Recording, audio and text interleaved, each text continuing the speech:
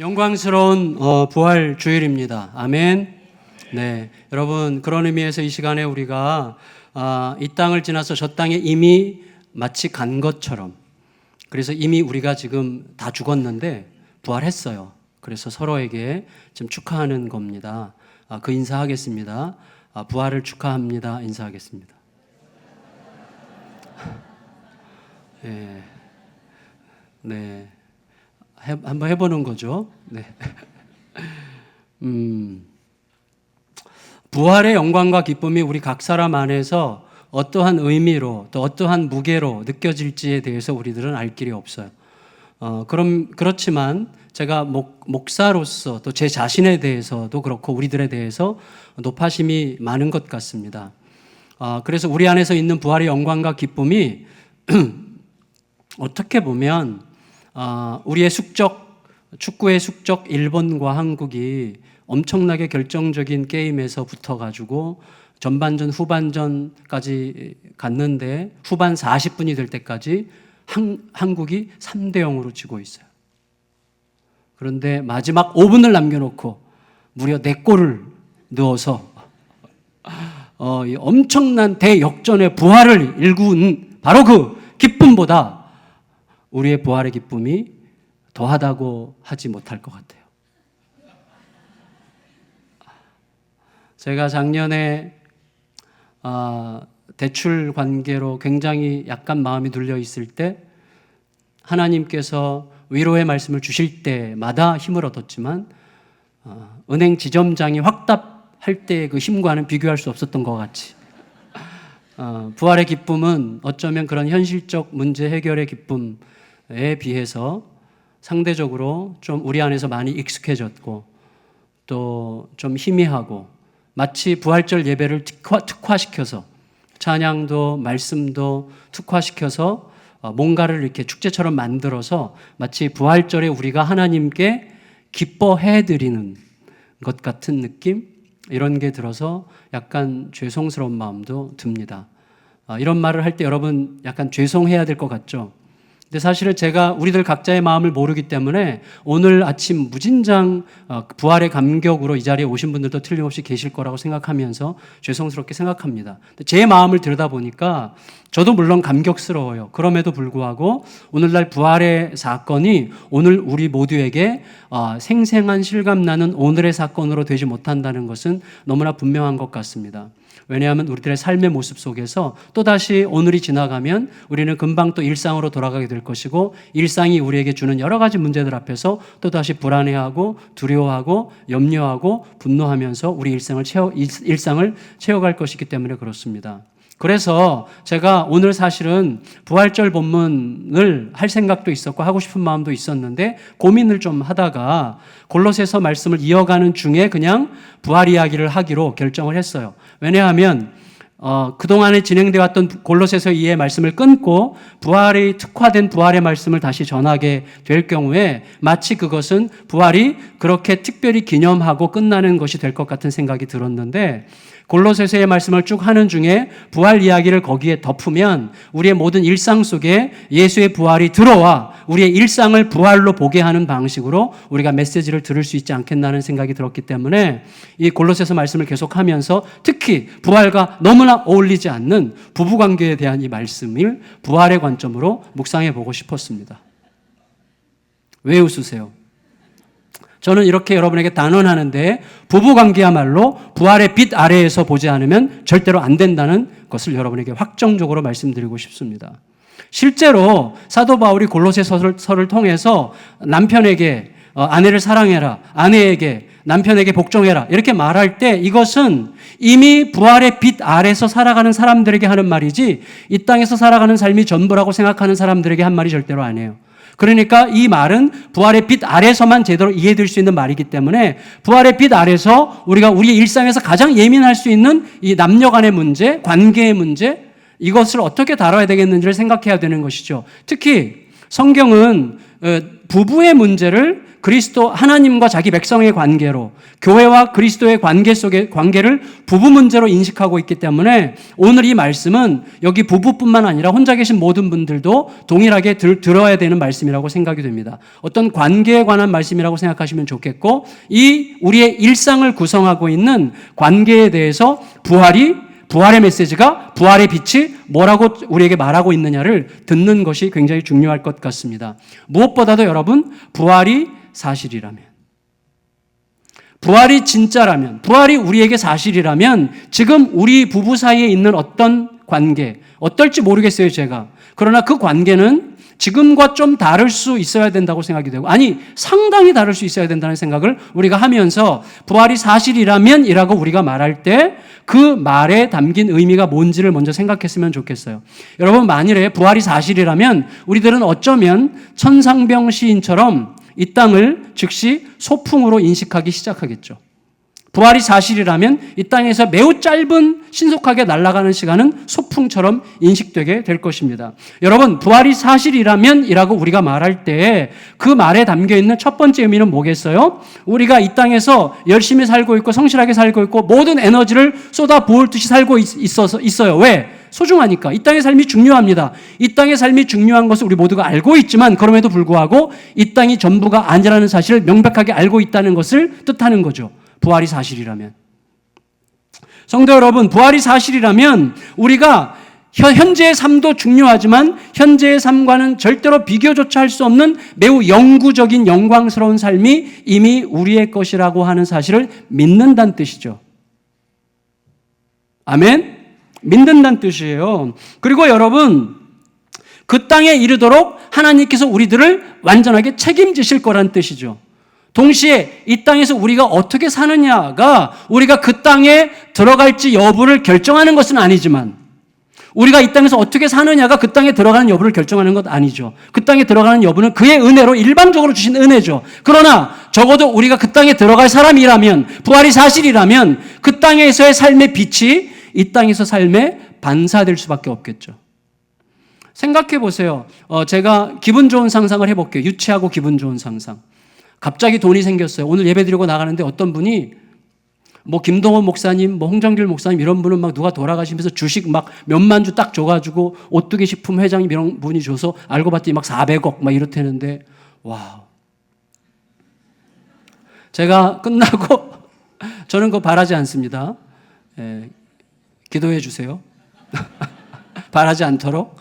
그런데 여러분, 제가 많이 돈이 생겼는데 하루에 1억씩, 매일 1억씩 평생을 쓰고도 남을 돈.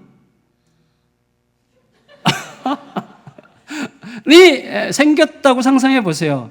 유치하지만 상상해 보세요. 그러면 내 얼굴의 표정은 어제와 반드시 달라집니다.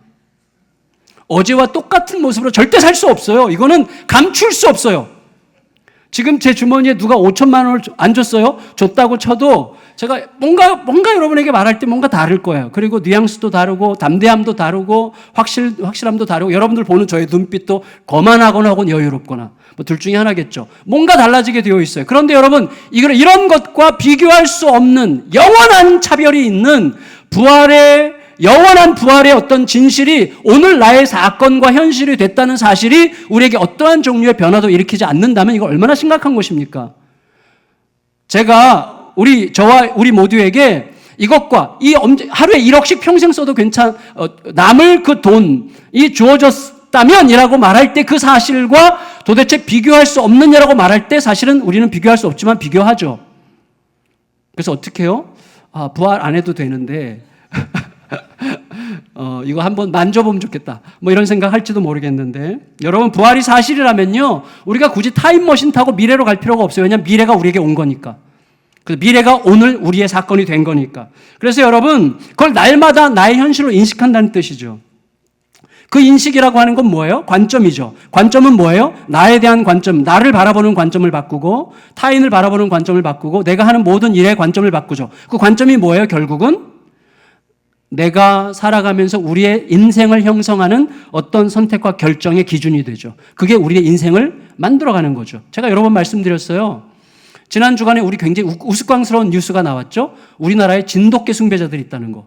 저도 깜짝 놀랐는데 진돗개 숭배자들이 진돗개를 숭배하니까 진돗개 숭배하는 것에 걸맞는 삶의 결과가 나오고 삶의 결과가 그들의 인생이 되는 거예요. 이거는 매우 유치하고도 극단적인 이야기지만 사실 우리 모두가 마찬가지예요. 제가 일주일에 한 번씩 목욕탕 가는데 목욕탕 가면 꼭 냉탕을 들어가는데 냉탕 너무 자세히 생각하지 마시고 그냥 들으세요. 근데 냉탕에 들어가면 꼭 어떤 아저씨가 거기 제가 가는 목욕탕 냉탕에 두꺼비 대리석으로 만든 두꺼비 한 마리가 이렇게 있어요. 꼭 그러면 이분이 냉탕 들어가면 두꺼비 이렇게 만져줘요. 만져주고 거기다 물을 7번을 부어. 제가 항상 쉬어봐요. 항상 쉬어보는데 정확해. 7번을 붓고 다시 이렇게 쓰다듬고 가세요. 이분이 뭘 원하는지 다 아시죠? 다 아시는 거예요. 근데 그것이 그분의 관점을 형성하는 거예요. 그리고 관점은 결국 무언가를 선택하고 결정하는 기준이 되고 그 기준에 의해서 선택되고 결정된 것이 그의 인생을 구성하는 거죠. 그게 전부예요. 그래서 여러분 부활이 사실이라면 부활이 나에게 진짜라면 그것은 엄청난 사건이죠. 우리 삶 전체를 바꾸는 사건입니다. 그게 초대교회 때 있었던 거예요. 오늘날 우리는 왜 안 됩니까? 우리에게도 동일한 사건이에요. 그것은. 그러면 부활과 부부는 어떤 관계인가? 부활과 부부는. 여러분 오늘 말씀은 아내에게 남편에게 복종해라 그랬어요. 남편에게는 아내를 사랑하라 그랬어요. 그러니까 남편과 아내의 관계를 복종과 사랑으로 요약했어요. 남편과 아내의 관계는 복종과 사랑에 의해서 완성된다고 보시는 거죠. 여러분 그럼 왜 아내에게 복종하라 그랬고 왜 남편에게는 사랑하라 그랬습니까? 왜 여자가 약간 꿀리게 복종하라는 말이 약간 자극적이고 약간 굴욕적이잖아요. 근데 여자에게는 남편에게 복종하라 그랬고 남편에게는 여자를 사랑하라 그랬어요. 남편은 고상하고 여자는 안 고상하고 약간 그런 느낌이 들어서 약간 좀 하나님도 약간 차별주의자이신 것 같은 느낌이 드는데 사실은 1차적으로 우리가 상식적으로 생각할 수 있는 것은요. 어떻게 보면 에덴에서 하와는 남편에게 복종하지 않았고 아담은 자기 아내를 사랑하지 않았다고 우리가 생각할 수 있어요. 무슨 말인가 하면 자, 하와는 남편에게 선악과를 권했습니다. 선악과를 먹으라고 권했죠. 권하면 안 되는 거죠. 어떻게 했어야 돼요? 물었어야죠. 먹어도 돼? 이렇게. 남편이 아니 그러면 네 그래야죠. 근데 먹으라고 권했어요. 이게 중요한 거예요, 여러분. 그게 무슨 뜻이죠? 하와는 자기가 먹고 싶었죠. 자기가 먹고 싶은 것을 취하기 위해서 남편을 끌어들여서 남편의 허락하에 먹는 방식으로 남편에게 책임을 돌리고 남편에게 책임을 돌리는 방식으로 남편을 지배하려고 한 거예요. 그게 죄예요. 여러분 아담은 어떻게 했어요? 아담은 솔직히 사단이 아담의 마음에 있는 것을 정확하게 찝은 거죠. 하나님처럼 되고 싶은 마음, 자기 중심성.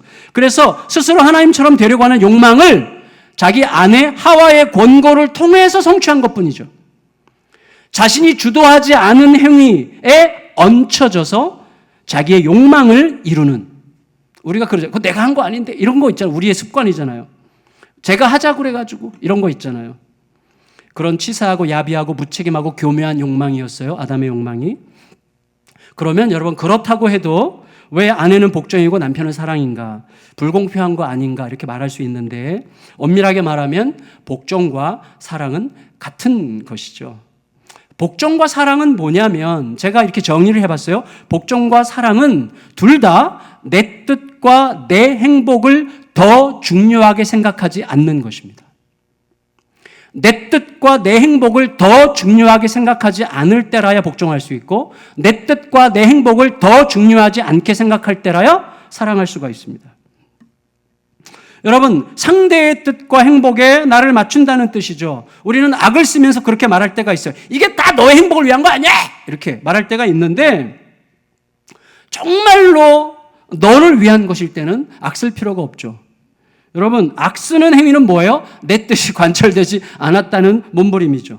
여러분 만일에 복종과 사랑이 다른 말이라면 하나님은 틀림없이 차별주의자실 수 있겠지만 사랑과 복종이 같은 말이라면 양상은 굉장히 달라지는 거예요. 어떻게 해서 복종이 곧 사랑이죠? 저는 이것을 이렇게 풀고 싶어요. 전에도 한번 에베소서 설교할 때 말씀드린 기억이 나는데 남녀 간의 사랑을 인식하는 방식의 차이라고 보고 싶습니다.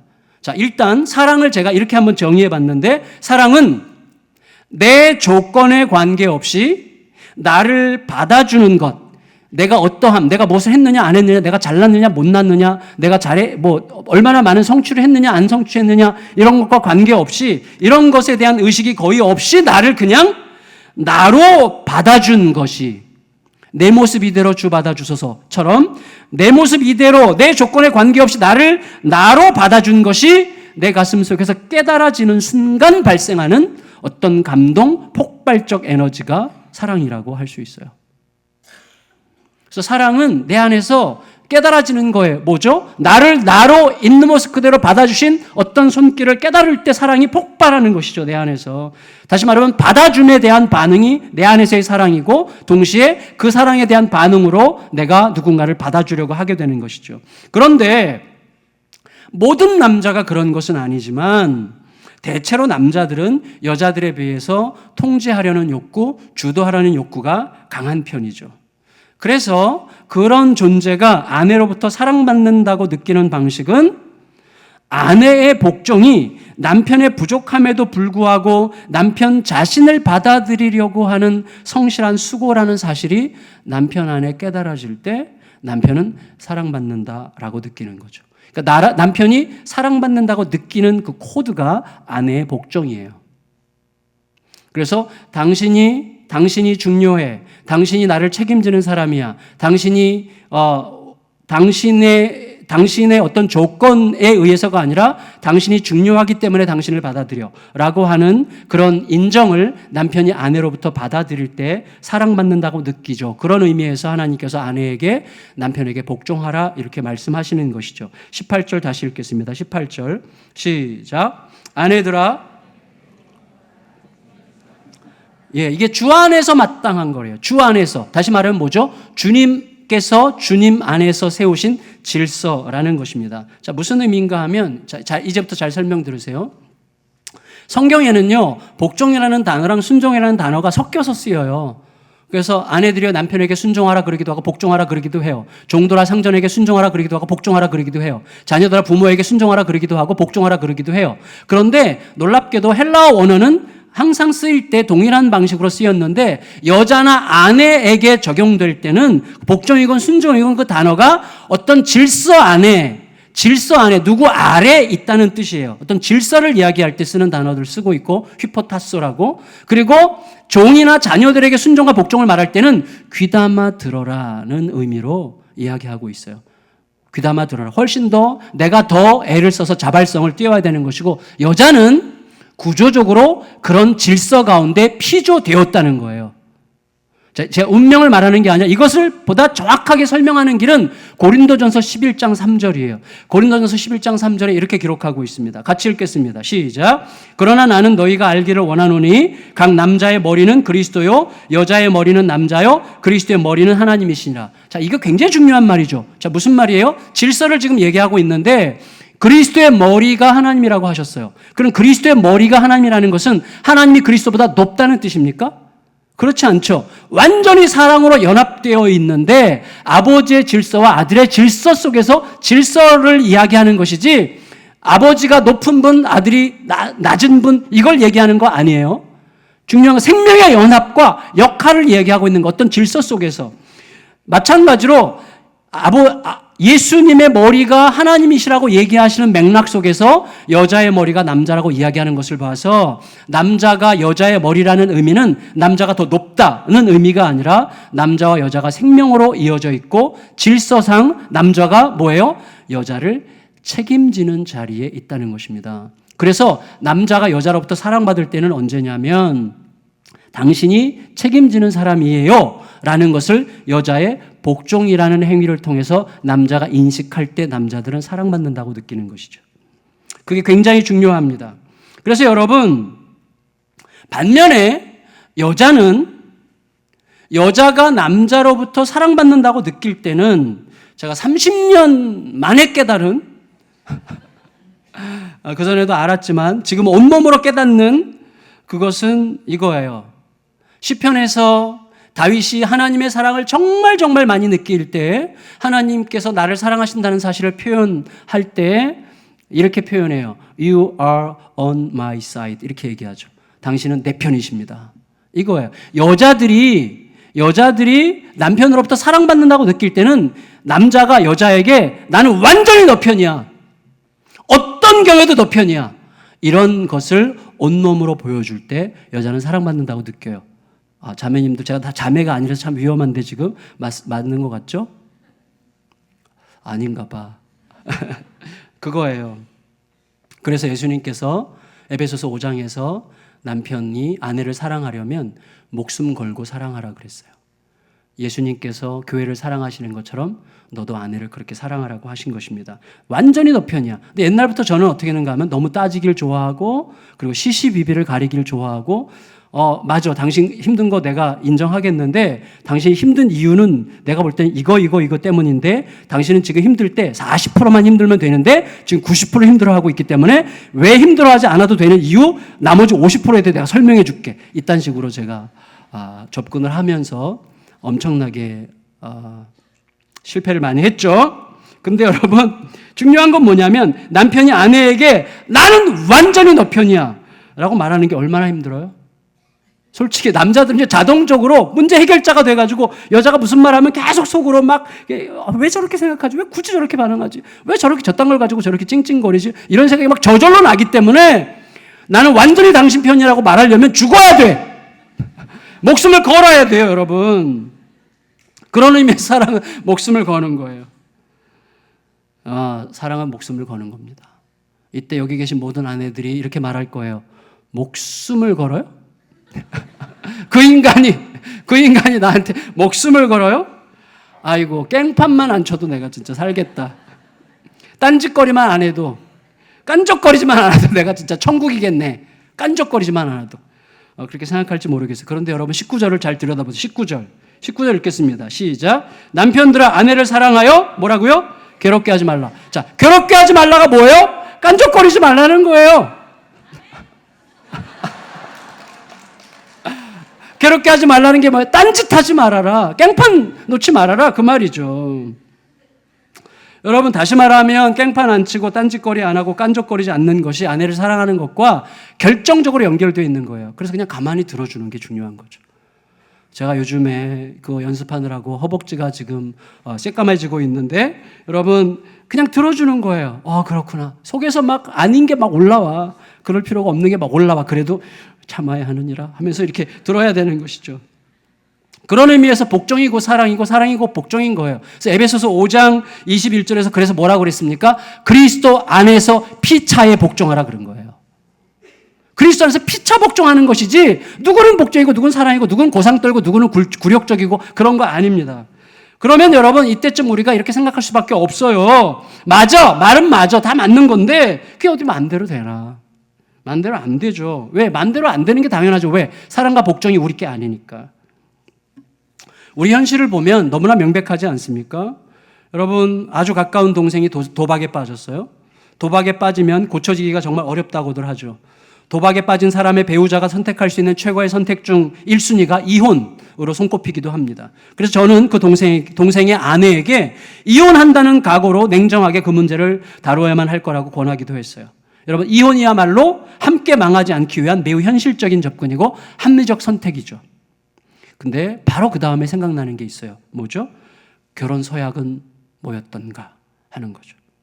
기쁠 때나 슬플 때나 어떤 상황에서도 라고 얘기할 때 어떤 상황에서도는 도박에 빠졌을 때가 생략된 어떤 상황에서도인가. 여러분 어떤 상황에서도에 생략되는 게 굉장히 많아요. 우리들이. 그래서 제가 지금 굉장히 무거운 말씀을 드리려고 하는 거예요.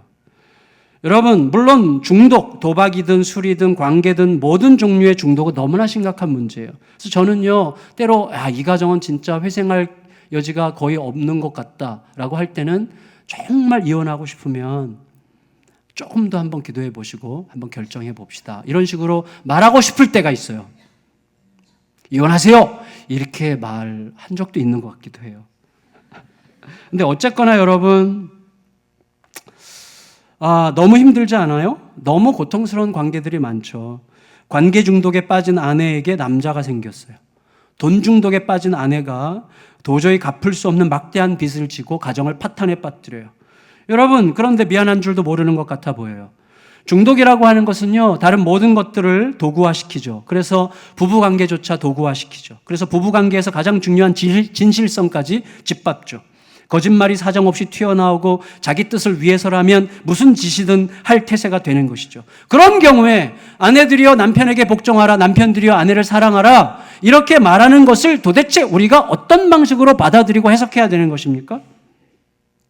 제가 지금 상당히 의도적으로 극단적이고 자극적인 상황을 소개했어요. 그런데 우리가 알아야 될 게 있어요. 뭐냐면 우리는 이렇게 자극적이고 극단적인 상황에서 뿐만 아니라 어떤 내가 굉장히 자존심 상하고 기분 나쁘고 상대방에 대해서 결정적인 실망을 한 것 같이 느껴지는, 다른 사람이 볼 때는 너끈히 이해할 수도 있는 문제인데 나에게 너무 크다고 느껴지는 그런 상황 속에 있을 때에 그런 자극적이고 극단적인 주제가 아닐지라도 어떤 종류의 일을 통해서라도 상대방에 대한 깊은 실망과 좌절을 경험하게 되면 그 주제가 자극적이든 극단적이든 관계없이 우리들의 마음은 항상 저런 인간을 내가 어떻게 용납하겠는가라는 쪽으로 아주 그 마음이 그런 방식으로 보편화되는 경향이 우리들에게 있어요.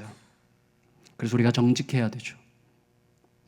여러분, 우리들에게는요, 남편에게 복종할 힘이 없습니다. 아내를 목숨 걸고 사랑할 힘이 없습니다. 그런데 우리는 복종하라, 사랑하라는 명령을 받고 있습니다. 이 둘 사이에 끼어 있어요, 우리들이. 어떻게 하라는 것입니까? 첫 번째, 인정해야 되죠. 뭘 인정해야 됩니까? 복종과 사랑은 처음부터 우리의 결정적 실패였다는 사실을 인정해야 되는 것입니다. 여러분, 우리들은 이미 에덴 동산에서 복종에 실패했어요.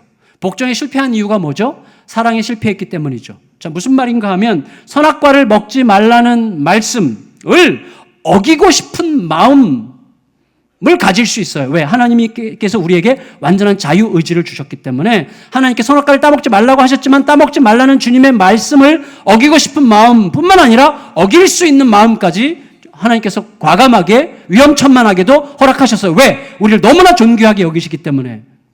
그런데 먹지 말라는 그 말씀을 어기고 싶은 내 마음을 누르고 이길 수 있을 만큼 사랑하지 못했기 때문에 어긴 거죠. 따라서 복종하지 못하는 것은 사랑하지 않았기 때문입니다. 여러분, 동시에 사랑하지 못한 이유는 복종하지 않았기 때문이에요. 어떻게 해요? 복종은 절대적 믿음이 없이는 불가능한 것이죠. 선악과라고 하는 불합리해 보이는 선악과, 너무 이해가 안 되는 선악과를 먹지 않으려면 내 눈앞에 보이는 이러한 불합리한 현실에 대한 나의 판단보다 먹지 말라고 하신 하나님의 말씀이 더 옳다고 하는 사실을 믿어야만 했던 것이죠. 그래서 복종은 절대적 믿음이죠. 그리고 그래야만 사랑할 수 있는 것이죠. 그러니까 사랑과 복종은 서로 엮어져 있고 뗄 수 없는 관계고 하나입니다. 여러분, 그런데 그 복종과 사랑이 어디에 와서 성경의 모든 역사, 인류의 모든 역사는 하나님에 대한 복종과 사랑의 실패의 역사죠. 그러나 이 복종과 사랑이 우리 주 예수 그리스도 안에서 완성됐어요. 예수님은요, 아버지의 뜻에 완전히 복종하시고 절대적으로 복종하시고 이해할 수 없는 상황에서 억울함과 수치와 모멸과 모든 이해할 수 없는 현실을 뚫고서 아버지에 대한 절대적 믿음으로 복종하셨어요. 그래서 우리의 복종을 성취하셨고 예수 그리스도는 자기의 몸을 완전히 우리에게 내어주시는 사랑으로, 피를 완전히 쏟는 그 사랑으로 우리에 대한 사랑을 완성하셨어요. 여러분, 그래서 예수님께서 나를 위해 복종하셨고 예수님께서 나를 위해 사랑을 쏟으셨다는 그 사실이 내 마음에 깨달아지는 것이 우리에게 은혜죠. 예수님은 아버지의 뜻에 자기를 완전히 복종시키셨고 아버지에 대한 절대적 사랑으로 십자가를 지셨고 부활로 열매를 맺으셨어요. 그래서 부활은 뭡니까? 예수 그리스도의 복종과 사랑의 열매예요. 이 땅에 존재하는 모든 관계가 죽음의 관계에서 생명의 관계로 부활하려면, 여러분, 지금 누군가의 관계가 죽음처럼 어둡습니까? 누군가의 관계가 너무나 죽을 것처럼 힘이 듭니까? 그 관계에서 벗어나는 길은 하나밖에 없어요. 예수의 복종과 사랑이 내 것이 되는 길밖에 없어요. 내가 그분께 삼켜지는 길밖에 없어요. 여러분, 우리가 남편에게 복종하려고 하지 않을 때, 우리가 아내를 목숨 걸고 사랑하고 싶지 않을 때, 그때는 언제요? 그 마음속에 뭐가 있어요? 내가 언제든지 저 인간보다 옳다, 저 인간보다 내가 옳다는 전제 하에서만 복종하지 않고 사랑하지 않는 것입니다. 여러분, 그 말은 곧 부부로서 내가 내 자신, 내 뜻, 내 행복, 내 자신의 옳음에 집중하고 있다는 뜻이죠. 상대에 대해서는 관심이 없다는 뜻입니다. 그런데 이제 그리스도의 복종과 사랑으로 인해서 우리들은 이제는 자신도 보면 안 되고 상대도 보면 안 됩니다. 누구만 봐야 돼요? 예수님만 봐야 돼요. 예수님만. 여러분, 왜냐하면 복종과 사랑이 내게 아니기 때문에 그래요. 그래서 제가 이렇게 단언합니다. 남편에게 복종하려고 하지 마십시오. 아내를 사랑하려고 하지 마십시오. 단지 복종하시고 사랑하신 주님 안으로 들어가십시오. 복종과 사랑은 남편과 아내를 향한 게 아니라 우리 주님의 복종과 사랑을 기억하고 그 위대함 안으로 들어가는 거예요. 그래서 우리 주님을 향해 복종하고 사랑하는 거예요. 나를 위해 죽으신 주님을 향한 복종이 남편을 향하게 하고, 나를 위해 부활하신 주님을 사랑하는 그 사랑이 아내를 향하게 하는 거죠. 그 방식으로 복종하고 그 방식으로 사랑하는 것이죠. 나를 위해 하나님께 온전하게 복종하신 그 복종이 아내를 향한 사랑이 되게 하고, 아버지 하나님에 대한 완전한 사랑으로 나를 위한 부활을 완성하신 주님에 대한 그 사랑이 남편에 대한 복종이 되게 하는 거여야 하는 것이죠. 여러분, 이게 실제가 되면 제가 처음에 말씀드렸던 익숙해짐, 금방 익숙해지고 시들해지는 그것을 두려워하지 않아도 된다고 제가 단언합니다. 이게 실제가 되면, 부활이 진짜라면, 부활이 사실이 되면 절대로 익숙함에 삼켜지지 않아요. 시들지 않아요. 실제로 여러분, 제가 지금 말씀드리려고 하는 것에 공감할 수 없는 분들은 정말 죄송하지만 실제로 이 자리에도 많이 계신데 실제로 20년, 30년, 40년 세월이 흐를수록 부부간에 서로에 대한 애정과 설레임이 더 깊어지는 부부들이 의외로 굉장히 많습니다. 죄송해요. 제가 어떤 분들에게 죄책감을 주기 위해서 하는 말이 아니라 여러분, 제가 드리고 싶은 말씀은 이거예요. 익숙함은 재앙이 아니에요. 우린 익숙함을 재앙으로 기억해요. 익숙함 때문에 시들해진다고 확신해요. 그러나 익숙함이 오히려 설레임이 될 수 있습니다. 예수님은 사랑할수록, 예수님을 더 알아갈수록, 예수님께 더 익숙해질수록 너무너무 설레어요. 여러분, 익숙함이 설레임이 될 수 있다는 사실을 절대 잊지 마세요. 제가 서울 신림동에서 목회하시는 한 목사님, 얼마 전에 어떤 회의 자리에서 만났는데 그 목사님이 정말 이런 고백을 했어요. 진짜 모든 사람 앞에서. 결혼 올해가 34주년인데 저는 아내의 신발만 봐도 그렇게 설레어요. 이렇게 요딴 식으로 닭살 오르게 듣기에 따라서는 밥맛 없게 말을 했는데, 저는요 그분의 말이 사실이라는 사실을 이 30년째 오면서 실감하게 됩니다. 저는 그럴 사람이 아니에요. 진짜로 저는 그럴 사람이 아니에요. 하지만 제가 그런 마음을 가지게 되었다면 그건 제가 주님을 바라보게 되는 깊이와 필연적으로 연관되어 있다는 것을 알게 됩니다. 주님께 가까이 다가가고 주님이 정말 내 안에 새로울수록 가장 가까이에 있는 사람들이 너무나 소중하고, 저는요 지금도 제 아내에게, 우리 가까운 교육자들에게 늘 고백해요. 우리 성도님들을 생각할 때마다 요만큼도 익숙함에 의한 지겨움 이런 게 하나도 없어요. 물론 이제 역사가 얼마 안 됐기도 하겠지만 앞으로도 그럴 거예요. 제가 은퇴할 때까지 그럴 것 같아요. 느낌은 너무 좋은 거예요. 너무.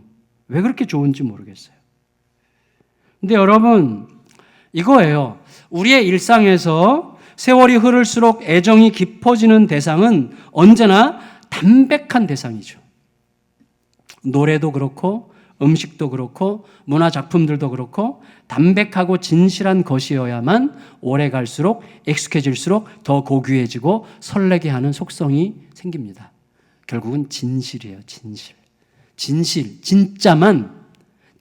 진품만 시간이 갈수록 설레게 하는 거죠. 진품만. 여러분, 가짜는 볼수록 지긋지긋해요. 진짜는 시간이 갈수록 너무 설레요. 그거예요. 거기에 진정성이 있을 때죠.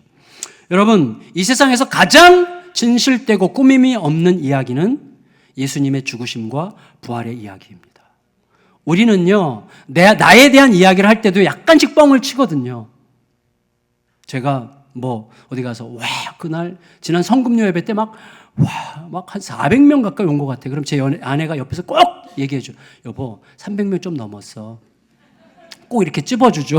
근데 여러분, 이게 시간이 갈수록 설레임과 그 다음에 어떤 신선함이 느껴지는 것은 진실이거든요. 근데 세상에서 우리는 우리의 이야기조차 약간씩 뭔가 섞고 변형을 하는데 죽으심과 부활의 이야기에는 어떤 각색이나 꾸밈도 없어요. 여러분, 만일에 성경 말씀이 예수의 죽음과 부활의 이야기를 청중들, 듣는 사람들의 구미에 맞추어서 각색하고 꾸미고 변형시키려고 했다면 성경 말씀에는요, 생략했어야 되는 말씀이 너무 많아요. 그런데 그대로 다 기억했어요. 예를 들어서 여러분, 예수님께서 부활하신 다음에 갈릴리에서 제자들을 만나셨을 때 그 상황에 대해서 마태복음 28장 16절 17절에 이렇게 기록하고 있는데 함께 읽겠습니다. 시작. 11 제자가 갈릴리에 가서 예수께서 지시하신 산에 이르러 예수를 배웁고 경배하나 아직도 의심하는 사람들이 있더라. 여러분 보세요. 부활 사건이 진짜임을 주장하기 위해서 각색하고 꾸미고자 했다면 가장 가까운 제자들이 눈앞에서 보면서도 의심했다는 이런 대목들은 과감하게 생략해야 됩니다. 예수님의 죽음과 부활의 사건이 도대체 사람들 사이에 퍼져갈 수 없는 상황에서도 로마 사회 전체를 번지고 그들을 지배할 수 있었던 단 하나의 이유는 뭐라고요? 진실성밖에 없어요. 그 담백한 진실성, 그 담백한 사실성이 우리에게 익숙해질수록 설레게 하는 것입니다. 들여다볼수록, 묵상할수록, 예수님을 생각할수록 정말 고귀해요. 왜? 예수님은 환상이 아니니까. 예수님이 진짜기 때문에만 알 수 있는 그 설렘과 그 다음에 신선함과 기쁨이 막 일어나는 거예요. 생각만 해도 내 마음이 좋거늘. 그래서 여러분, 예수님을 들여다볼수록, 묵상할수록 우리 자신과 인류 역사에 예수님 외에는 답이 없다는 사실을 점점점 감탄하고 또 감탄할 수밖에 없습니다. 더구나 부활 이후의 현실, 곧 저 땅에서 지금 우리에게 오셔서 우리를 그 현실로 초대하고 계시는 예수님이 우리 안에 계신데 어찌 우리가 익숙함에 길들여질 수가 있겠습니까? 여러분, 내 힘으로는 안 돼요. 그렇죠? 내 힘으로는 복종할 수도 없고 사랑할 수도 없어요. 나를 위해 모든 것을 내어주시고 복종하시고 사랑하신 주님의 십자가와 부활이 나에게 사실이 되도록 날마다 내가 영원 속에 살고 있음을 결코 잊지 않는 것이 중요합니다. 말씀을 마칠게요. 오늘은 공교롭게도 참 공교롭고도 놀랍게도 감사하게도 세월호 3주년 기념일이죠.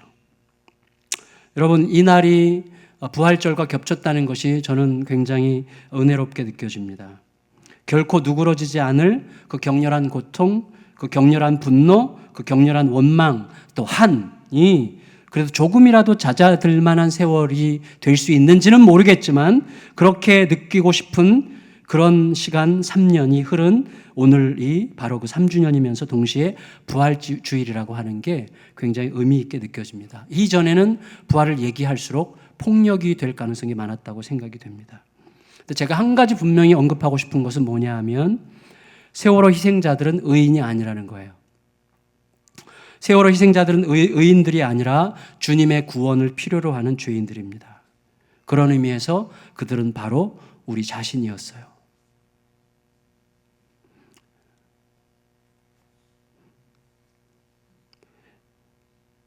그 인식이 우리 모두에게 너무나 중요합니다. 그들이 바로 우리였음을, 그들이 바로 나였음을 기억할 때라야 우리들은 그들에 대한 하나님의 자비를 구하고 그게 자비만, 하나님의 긍휼과 자비와 은혜만이 전부라는 사실을 깊이 헤아려 알게 될 것입니다. 다른 어떤 정치적 소리들도 필요 없다고 생각합니다. 우리는 생명만 바라볼 뿐이에요.